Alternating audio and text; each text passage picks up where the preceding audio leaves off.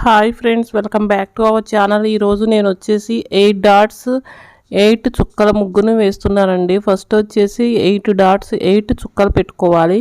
Next వచ్చేసి ఇంకా సీతాకోక చిలుక ముగ్గు అండి. ఇది సీతాకోక చిలుక. ఈ ముగ్గు వచ్చేసి ఫస్ట్ వచ్చేసి ఇలా సీతాకోక చిలుక షేప్ వేసుకోవాలి. వేసుకున్న తర్వాత ఇంకా నెక్స్ట్ సేమ్ డిజైన్ వచ్చేసి రెండో వైపు కూడా వేసుకోవాలండి. 4 వైపులా సేమ్ డిజైన్ వచ్చేలా వేసుకోవాలి. 4 వైపులా సీతాకోక చిలుకలు వస్తాయండి. ఇప్పుడు సెకండ్ డిజైన్ కూడా సేమ్గా డిజైన్ వేసుకోవాలి. సెకండ్ వన్ కంప్లీట్ అయ్యింది. నెక్స్ట్ వచ్చేసి థర్డ్ ఫోర్త్ వన్ కూడా సేమ్ డిజైన్ వేసుకోవాలండి. సీతాకోక చిలుకల ముగ్గు ఇది బటర్ఫ్లై ముగ్గు అండి. చాలా చాలా అందంగా చాలా క్యూట్గా ఉంటుంది. ఈ డిజైన్ వచ్చేసి చాలా సింపుల్గా ఉంటుందండి.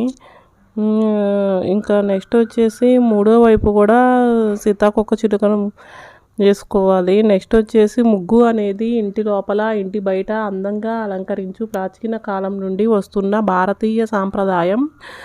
ఇక ముగ్గును వచ్చేసి ఇంకా వరిపిండితో వేసుకుంటారు, అంటే బియ్యం పిండి. నెక్స్ట్ వచ్చేసి వరిపిండితో వేసుకుంటారు, లేదంటే శుద్ధ ముక్కతో వేసుకుంటారండి ముగ్గుని. ఈ వీడియో కనుక మీకు నచ్చినట్లయితే వీడియోని లైక్ చేయండి, ఛానల్ని సబ్స్క్రైబ్ చేయండి. Thank you for watching.